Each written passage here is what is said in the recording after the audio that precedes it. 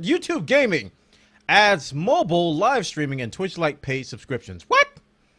Well, we kind of knew the mobile live streaming was coming because that was announced like at Game Developers Conference, or was it GDC or Tokyo Gaming Show? One of them. YouTube Gaming is the new gaming initiative from YouTube. If you haven't heard about it, it is their live streaming competitor to Twitch. And those of us who have been using Twitch for all these years and Justin TV, we're kind of happy to see somebody in this space because Twitch really doesn't have a large competitor. All the competitors to Twitch are kind of tiny and niche and unheard of in a lot of ways. So mobile live streaming, the first thing I want to talk about, this is probably their biggest differentiator so far. Twitch, a few months ago, I think it was almost a year and a half ago, they did announce some games, some mobile games that had a cast to Twitch button enabled. There's a handful of games out there that allow you to cast right from your mobile device to Twitch. However, that being said, it's kind of early, and it is just limited to those games. Now, YouTube here, they're basically tying it into Android, which is, you know, it makes a whole lot of sense because, you know, Google, YouTube in the same house makes a lot of sense that they would do this. So essentially, you play a game. This is how easy they say it is. You bring up your Android device, and it doesn't work on iOS, which makes sense. You bring up your Android device, and you tap your icon, your profile icon, and click stream. And that's it. You're live on YouTube Gaming. So that's kind of easy. And for those people who play Cardstone, cough, Hearthstone, cough, sneeze. Oh, this frog in my throat. Cough, Hearthstone. Who play that game a lot on mobile may find this to be an attractive way to stream it on Twitch-a-Rooney. If they've got it, not on Twitch-a-Rooney, on YouTube-a-Rooney, if they've got an Android device that can do it. So yeah, this kind of puts them in a competitive light with Twitch. The other thing they added, which was a big open gaping hole, was subscriptions. And today they announced that they are going live with a limited amount of people, which is what everybody does with this kind of stuff at first, with their subscription program. They're going to allow you to pay YouTube Gaming streamers $3.99 a month, with the price varying slightly depending on the local currency, of course. It's going to be available in more than 40 countries. That is a really good start. I don't know all the business side of setting up a subscription system, but I do know that when you deal with any kind of purchase of monetary stuff and you go from region to region to region, you're a worldwide country, there's a lot of things you have to make sure are taken care of. So a 40 country initial launch is quite impressive. So, and you know, this might be, excuse me, that was a burp. I'm drinking Pepsi. Uh-oh, Pepsi Cast. You know what that means. I don't either. Subscriptions is something that YouTube needed, right? And we kind of knew it was coming, but they needed a differentiator. And this is how competition really helps us as gamers. The differentiator here is that Google is not going to give their subscriptions or their content providers any type of exclusivity clause. So, Bwana, what is in the world? What is the exclusivity clause? Essentially, Twitch, this is how they word it here. Twitch's standard contract for its partners program includes an exclusivity clause, which means that it prevents partners from live streaming any gaming or gaming-related content on any other platforms, such as YouTube. And again, this is a contract-specific type of thing. If you go to YouTube and you see people like Marky Dragon, who's on Twitch as well, and doing stuff that you didn't think was possible on those platforms, Marky Dragon has a different contract from probably Lyric, from Summit, from Waffle, from from Co Carnage. I'm pretty sure each one, I mean, it's a contract. It's not going to be the exact same thing. And Twitch negotiates these contracts with these streamers, and they have different things in them. So Marky Dragon has informed everybody, tell everybody, he's like, my contract covers me. I can stream on YouTube and make money over there. So he's got that kind of deal going with Twitch. So yeah, YouTube is going to differentiate itself by saying, if you come with us and you get subscription capability, I don't even know what to call it. It's not a sub button. If you get subscription capability or sponsorships, that's what we call it, sponsorships. If you get sponsorships, you can go anywhere you want. You can go to Twitch if you want. You can go anywhere and stream anything you want.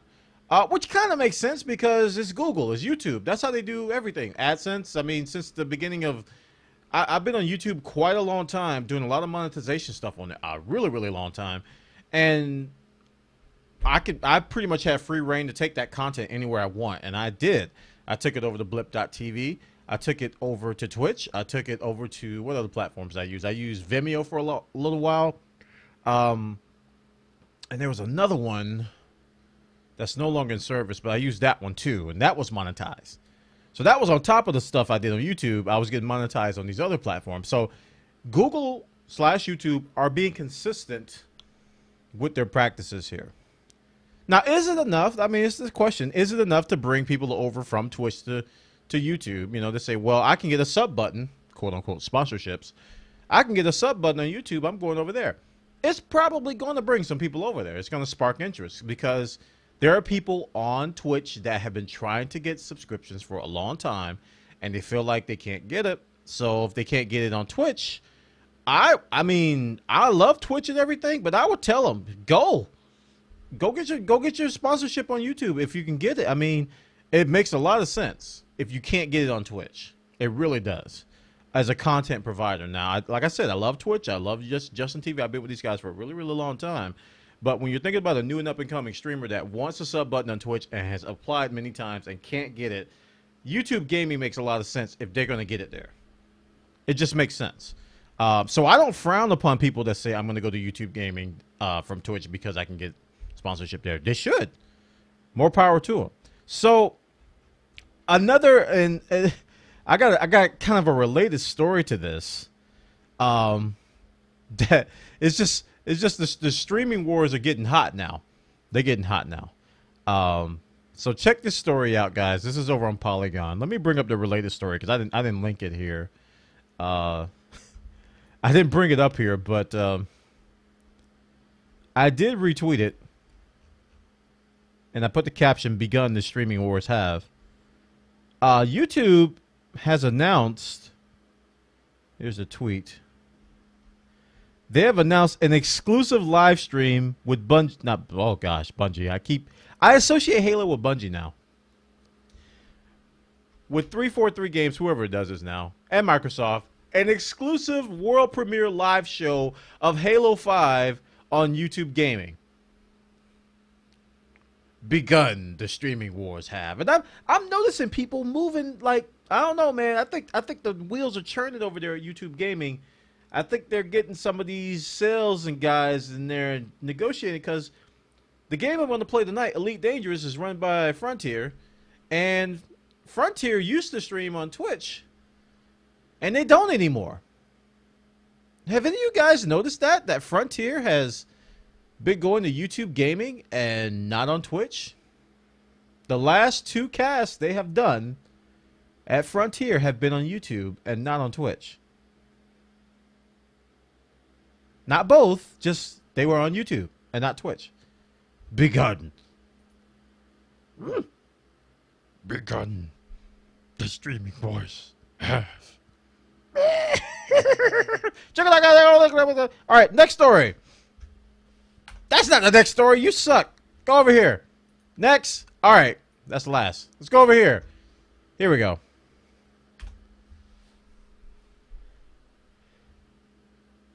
It's the same story, Bwana. Next story. All right. Let's talk about EVE Online. EVE Online. I never talk about EVE here. I never talk about EVE. I need to change that. I need to get more EVE news. Okay. let's try to set this up the best way we can. EVE Online has a system in place where you can buy characters. And this is kind of a frowned upon thing in a lot of MMOs because people sell their characters like in underground markets like eBay and Craigslist and all kinds of crazy, goofy stuff. Kind of like in the black markets. And EVE Online has been notoriously known for and praised for legitimizing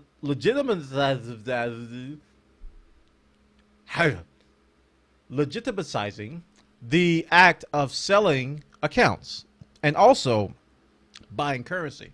They pioneered the Plex system, which is essentially buying an item in game and buying an item of that equals 30 days of game time and selling it for in-game money, thereby giving you a legit way of buying currency. That was kind of the combat gold selling or currency selling, and they pioneered that. So they also have a thing in place. I don't know if you guys know about that, but it's called the Character Bazaar, where EVE Online players can legitimately sell their characters. They have a system in place for that. Not a lot of people know that this exists. But over the years, a lot of problems and a lot of things have come up regarding this system and how it can be improved. And one of the issues, which I've actually seen firsthand, is that it's not really a function of the system, but more of the side effect. They'll buy a character without knowing the character's history, and they'll buy like a capital ship capsuleer, somebody that can fly capitals, and they find out that this character was part of some espionage and some bad things. It's kind of been blacklisted in every major corp out there. It happens all the time. So to kind of get around that, and this is the rationale that CCP has put in this article, is that players tend to buy characters and then they tune and tweak them a little bit. So they want to give us a mechanism for doing that tweaking and tuning. So they're introducing, and this is like the first pass of it, it's called a transneural skill packet. And what you could do is basically suck skills out of your head and sell it for ISK. You could sell your skill points through this. This is how I understood it. Maybe I read it twice. A transneural skill packet. Let me just read it at a high level. There will be a new item called a transneural skill packet that can be consumed to give any character unallocated skill points. That's the first bullet. The second bullet, now, just stay with me. A transneural skill packet is created by extracting some of your trained skills and combining them with a transneural skill extractor, which can be purchased on the new Eden store for Aurum. The transneural skill packet is analogous to the police service previous cabinet. Anyway, both transneural skill extractors and skill packets can be freely traded on the market for ISK. So to create this, you need 500,000 skill points. Okay, that's a minimum. Characters with less than 5 million may not use them. I mean, you need 500,000 skill points, I think, available. I don't even know what that means. But you need a minimum. Characters with less than 5 million skill points may not use skill extractors. They can use still use the skill packets. Okay. Trial characters can't use skill packets. So if you got a trial account. Extractors are consumed on creating the packets, and the packets are consumed on use. So that makes sense. So here's the kicker. It's like I'm trying to grasp it before I form an opinion because there's a lot of stuff. What they're allowing you to do is sell skill points. That's the bottom line. And this little chart here shows that it tapers off. It's kind of reminding me of something in Warframe. In Warframe, we have something called a High Rollers credit pack that you pay like 175, like 200 platinum for in Warframe, and you get like 50,000 credits. It ends up being a giant waste of money. I'm looking at this, and I'm looking at how the values taper off. I think this is something that's going to probably blow over and be considered a waste of money. And a waste of time, because that is a harsh taper off. If you've got 50 to 80 million skill points, you're only going to get 200,000 points from one of these packs. If you've got 0 to 5 million, you get the full. So it tapers off. And as I say, as you can see, this design favors skill transfers for younger characters, so it's aimed towards the newbies. It makes them very inefficient for older characters. So, I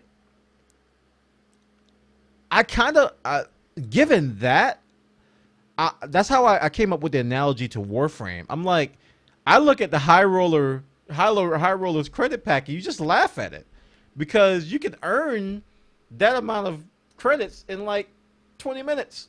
So why in the world are you spending platinum on it? I mean, it's the same type of deal here. It's like 200,000 skill points. I can sneeze that. You know, it's nothing. So I don't think it's going to be a big deal just based on that right there. However, with that said, I don't see any value in it. I don't see any value in it. I'm looking at the low, even 500,000 skill points for a new player. If you want to rush training, that's essentially what this is a rush training button. This is going to be a waste of money. But hey, they put it out there. People buy it. We'll see what happens. And it can be bought with ISK, just like Plex. It's not just real money. You can buy this with ISK. So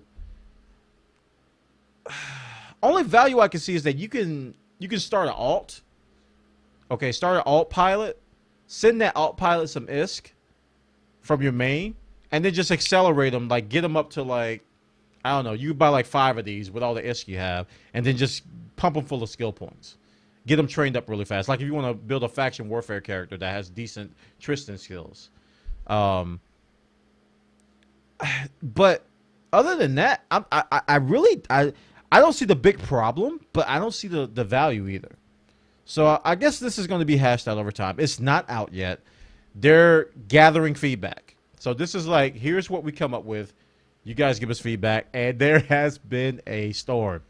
Let me tell you, it's a good storm though. The E players have voiced their opinions, and they don't know. I think it's like it's coming from both sides. It's kind of interesting to see. So this is on CCP's site, guys. Check it out. They got the details. It's actually pretty interesting. Pretty interesting indeed. So let's turn that off real quick. Okay. And one more story, or 2 more stories. Let's talk about MLG. Major League Gaming. Don't laugh. Don't laugh. Major League Gaming claims it will be bigger than the NHL in 2 years. I'll let y'all think about that for a second. Oh, you're done? Oh, you're done thinking. Major League Gaming claims it will be bigger than the NHL in 2 years. Wow. All right, so they got numbers here. The largest North American esports league, Major League Gaming, is quickly becoming the global leader in sports broadcasting. MLG's growth is so large that it's on pace to surpass one of the U.S. most popular sports, the NHL. We'll be bigger than NHL in terms of viewership and revenue in about 2 years. Okay. So, Major League Gaming's live audience growth has increased by 600% since 2010. All right. So I just want to put this out there that I don't see this being a thing, because while some people see it as such, MLG does not equal esports.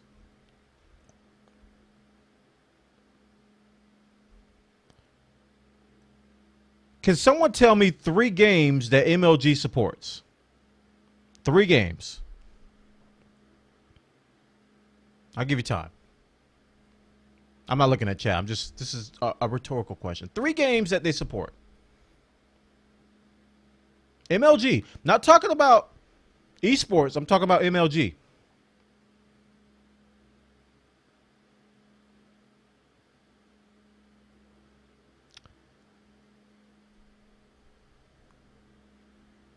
You probably said a shooter.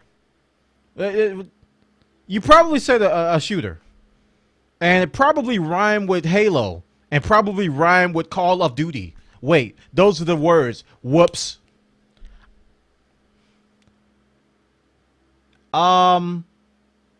And they seem to shuffle a lot of things. They seem to shuffle a lot of things. So while I do see MLG continuing to expand and shuffle, because they do like to shuffle, they remove games a lot. They don't stay there very long. I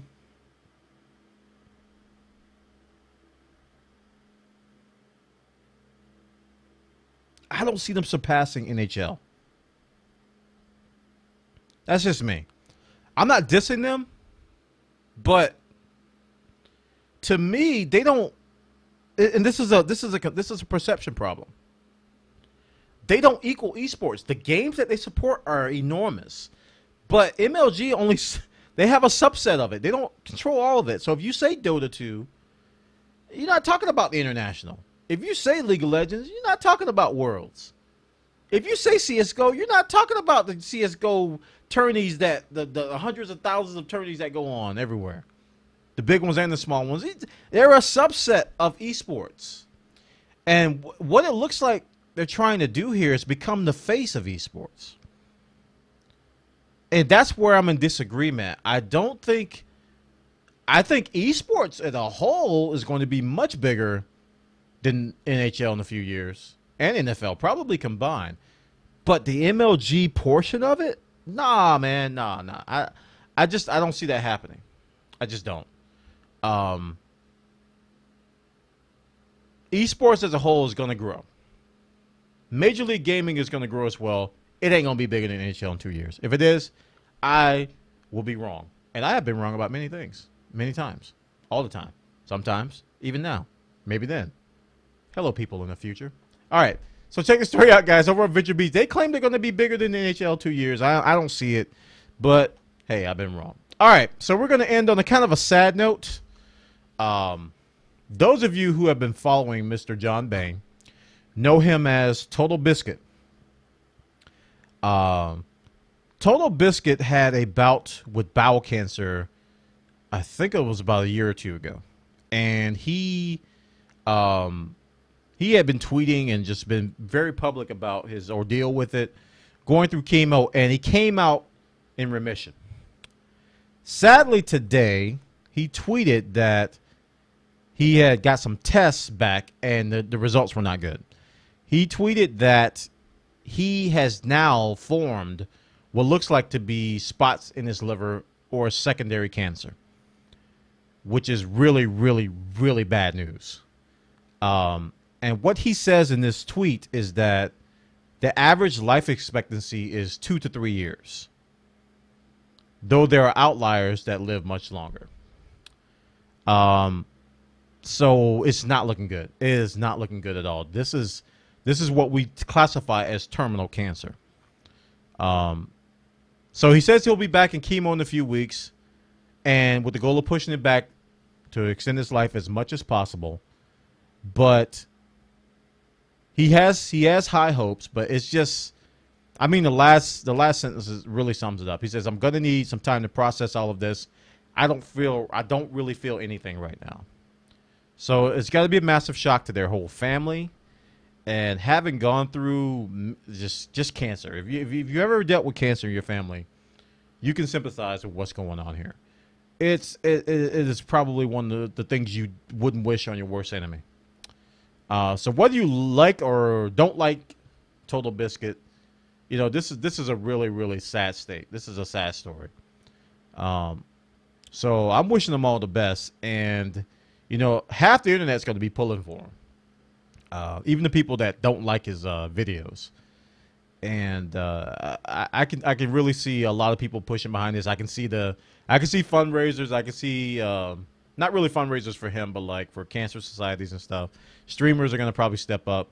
StarCraft probably going to step up. StarCraft 2 community, because he's huge in the StarCraft community. He's huge in the just the gaming journalism realm as being that guy who's cynical and tells it like it is and doesn't care what you think. And I always respected that about Total Biscuit. He always went against the grain to basically state what he felt about things. So I just feel really bad for him and his family, and this is not Not good news at all. So that story is on his Twitter at TwitLonger. He uses TwitLonger for long tweets. You can follow him on twitter.com/TotalBiscuit to get the details over there. And that's the news.